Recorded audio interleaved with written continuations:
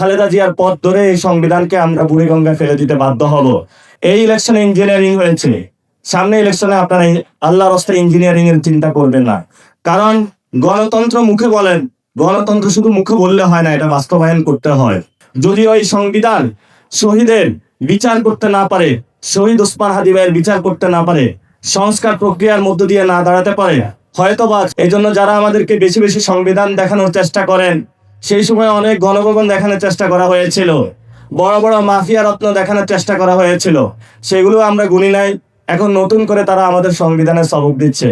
সংবিধানের সবক যদি এতই দিয়ে থাকেন, যেই সংবিধান আমার 2022-এ শহীদ হতে রক্ষা করতে পারে নাই, যেই সংবিধান এসালামের মতন গ্রুপকে বাংলাদেশের টাকা দেউলিয়াত্ব করার জন্য স্কোপ দিয়েছে, যেই সংবিধান বাংলাদেশের মানুষকে প্রত্যেকটা জায়গায় ধর্ষণের মুখ থেকে রক্ষা করতে পারে না, যেই সংবিধান স্কুল কমিটি থেকে প্রেসিডেন্ট হাউস পর্যন্ত দুর্নীতি থেকে বাংলাদেশকে রক্ষা করতে পারে না, সেই সংবিধান দিয়ে আমাদেরকে কি করব?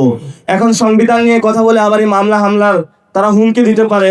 আমরা স্পষ্ট আপনাদেরকে বলতেছি, হয়তো এই সংবিধানের মৌলিক কাঠামোতে পরিবর্তন নিয়ে আসেন, না হলে হয়তো এই সংবিধান পুরো দুস্তর আমরা পরিবর্তন করে দিতে ইনশাআল্লাহ রাজপথে সবাই ঐক্যবদ্ধভাবে লড়াইয়ে নামবো। এখন তারা আমাদেরকে বলে যে তোমরা রাজুতে ডাকো, মানুষকে বললে কি নামবে নাকি? মানুষ বললে নামবে নাকি? সেই জায়গাটা হলো আপনাদেরকে আমরা স্পষ্ট করে দিতে চাই, হ্যাঁ মানুষ নামবে। কারণ মানুষের পকেটে এখনো চাকরি আপনারা দিতে পারেন নাই, তরুণ সমাজের জন্য এখনো কিছু করতে পারেন নাই আপনারা।